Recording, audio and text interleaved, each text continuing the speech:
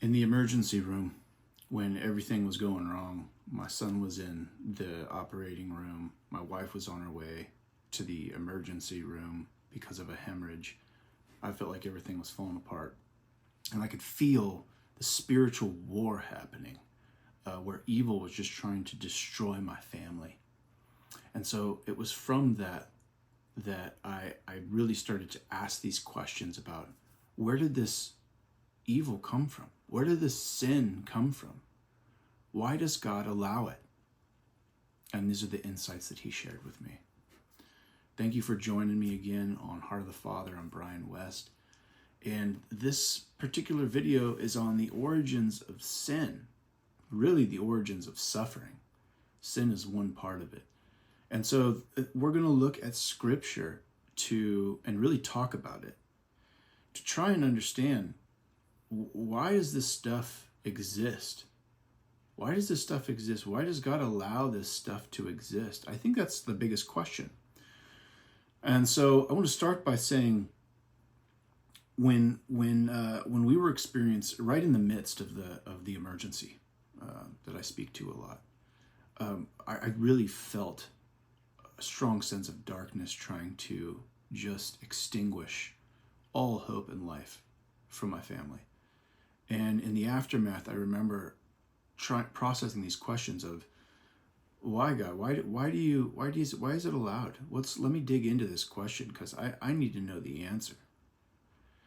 And I'm not sure if you've ever heard of it, but the secular axiom that went around for a while was, God is all powerful, but evil exists.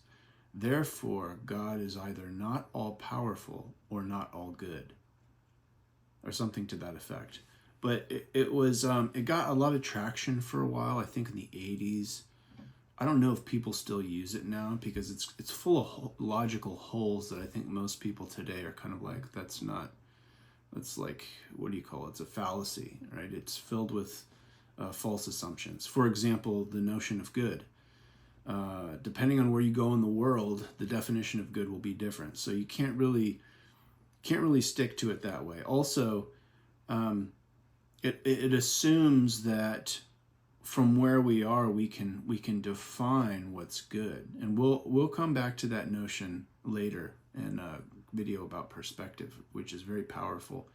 We do know what good is, and we do know what evil is, but in the context of God and who God is and how powerful he is, it kind of is a bit limiting to define that based on from where we are. But I think the big piece here is that good has a lot of different definitions, but it does beg this question. I think that the purpose of that axiom is to push this question: why does evil exist? And I've heard a lot of people say, well, if God is real, if God is all loving, if God is all good, then why didn't he just take it away? I actually heard a prominent commentator say that a couple months ago. And he's someone who really quite despises religion. He's a funny guy, but he despises religion. And the fact is that the notion of the presence and existence of evil in the world and why God would allow it is far more complex than people want to have in sound bites that last 30 seconds. There is something very interesting about the answer to this question of why. Why does God allow evil and suffering? And why doesn't he just eliminate it? And the insight he gave me has to do with the origins, right? So when we look at the origins of suffering, most of us as Christians go back and say, well, it happened in the Garden of Eden. It happened at the fall of man, right? Original sin. It happened when Eve took the apple and Adam ate with her the apple in direct rebellion because of what they wanted right there in that moment against what God had commanded that they observe and obey. And many people say, well, this was the moment that sin happened. And actually that is actually where the fall of man happened. It is not where sin first happened. And this is important because when it actually points to the larger kind of explanation of why evil still exists and why God still allows it. So let's back up for a second. Because this conversation also holds the answer to this question of, is God the author of evil? What's the difference between someone who allows it and someone who does it? And because God is sovereign, the enemy is not allowed to do anything that God does not permit. That is what sovereignty means. If you tell me that the enemy somehow is more powerful than God, then I would say that you're not reading the scriptures. You're not understanding the scriptures. God is sovereign. There is nothing that is more powerful, larger, or has authority than him. And we know that. The book of Job is very valuable in this way. The book of Job shows us that what the enemy does all the time, which is to try and destroy that which is good, but that he is limited by what he can do, by what God allows. And when we say allow, let's kind of define that too. Allow holds with it the action of almost approval, right? So I'm going the idea of approval. So if I say I'm going to allow this, then one might assume that also means approval, right? I wouldn't allow this if I didn't approve of this. So that we have to back up from that as well. Because God allows things that he doesn't approve of.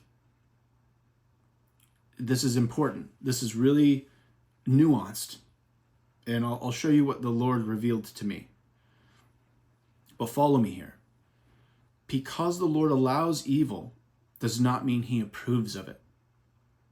Okay? And you might say, well, then why does he allow it? If he doesn't approve of it, why does he allow it? Okay, now back to where sin began. So sin did not begin with the fall of man in the Garden of Eden. That was where our mankind was doomed until Jesus came, until the Lord brought about the solution for the problem that occurred. But he didn't author it. He didn't approve of it, but he allowed it. Well, where did it begin, Brian? It began actually, if we back up, we know from the scriptures that the enemy himself was actually a favored angel in heaven. We know this from the book of Isaiah.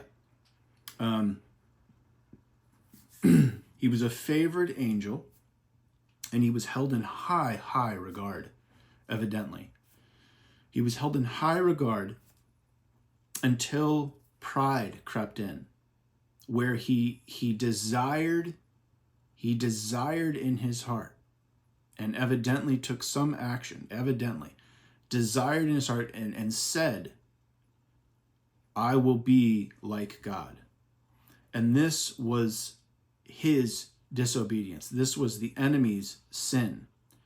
And the consequence of that was being cast out. The consequence of that was whatever the consequence is, he was cast out, and so really became the enemy of God in his decision to be his prideful perspective. And so we see that the enemy, an angel in heaven, sinned, disobeyed, and rebelled. And that's not in relation to the fall of man at all. And so what can we determine from this? What can we deduce?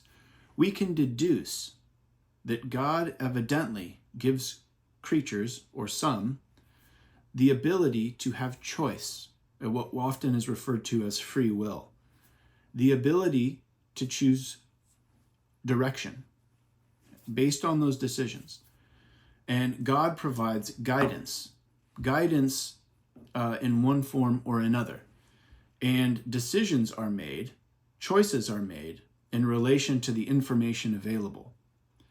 The enemy knew what the consequences would be for that perspective. And he made that choice. So what we're talking about here now is the fact that God, in order for free will to exist, there must be the potentiality for sin and the consequences of sin. Without that, there is no such thing as free will. And so we have a framework that God established in order to give us the gift of consciousness, of self-awareness, of free will. Without the potentiality to go to make the wrong decision, to do evil, to not follow God's guidance, then free will could not exist. C.S. Lewis said this. He said, without free will, then, there would be God would not have relationship. There would be no relationship with God. We would be automatons, robots that just simply did without any freedom of choice to love God and to be loved by God and understand that. Free will necessitates that. And for free will to exist, by necessity, there must be the potential to do wrong, the freedom to do right, and the freedom to do wrong, and therefore the consequences of that. So it's actually the idea of free will that necessitates the potentiality of evil and the consequences of it. So this really is the origin of all suffering, is the framework for free will, which existed before mankind, even before the Garden of Eden. Why does God not put an end to it? Well, based on what we just talked about. If you remove evil and sin, if you remove the consequences of those, if they're just gone, the only way that's possible is if you remove free will. And so a person who argues, why doesn't he just remove evil? Why doesn't he just remove the consequences and sin and suffering from the world? Then that would be the alternative to free will. And so if you don't want the potentiality for evil and the consequences of it, then you want to be a cattle. You want to be a creature with no decision, no free will, no choice. You can't have little bits and pieces. You either have it or you don't. And without that, you cannot be a person. And you cannot have the opportunity to love God or be loved by God in this relationship. And really, with anyone. You talk about a person who doesn't believe in God, who says this, they have no idea what they're saying. And if they just, if they think about their hypothetical, because they're posing, even though they might not believe in God, they're posing this question about God. The answer is, the alternative is becoming cattle. And that might be a little crass, but my point is that free will necessitates the potentiality of evil and the consequences of it. Now, someone very fairly could say, well, why, if he's God, he can do it. And I'm not disputing that. But evidently from the scriptures, we see something I find very interesting. And this was really kind of the insight.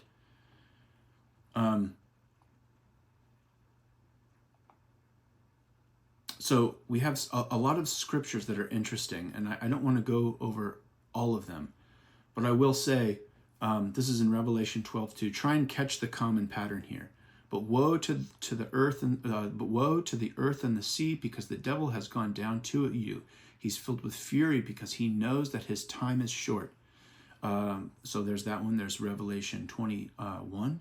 He seized the ancient dragon and threw him into the abyss, and locked and sealed it over him to keep him from deceiving the nations anymore until 1,000 years were ended. After that, he must be set free for a short time. And then here's one last one for you.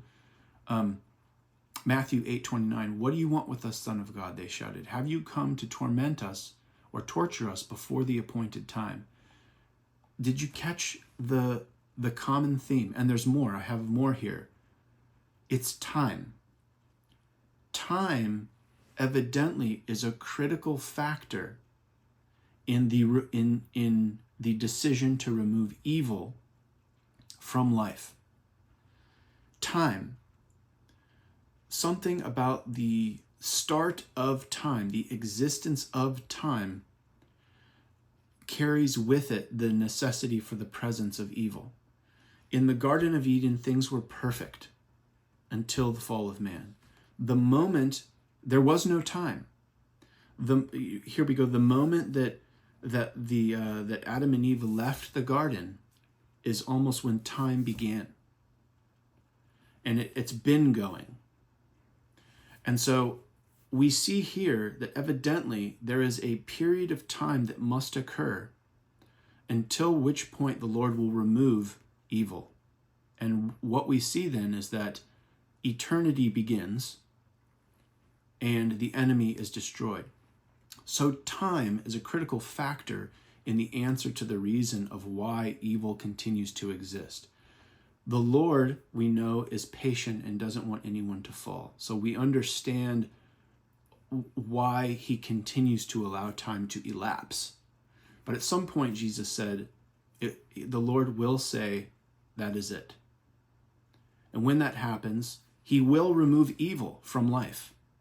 And then there will be no time. It will be life without time. So the answer to the question really, why doesn't he remove evil? He will. He will. At a chosen time that he's determined, he will remove evil. And when that happens, eternity will begin, life without time. And so that is the answer to that question. And also, for free will to exist, it's a necessity. The alternative is becoming a creature that has no personality, no choice, no decision, no, even sentience, really. So free will, necessitates the potentiality. So this has been another kind of a bit of a longer video, but hopefully that there's some really robust insight in here that the Lord shared with me about where this comes from and why it exists and where it's headed.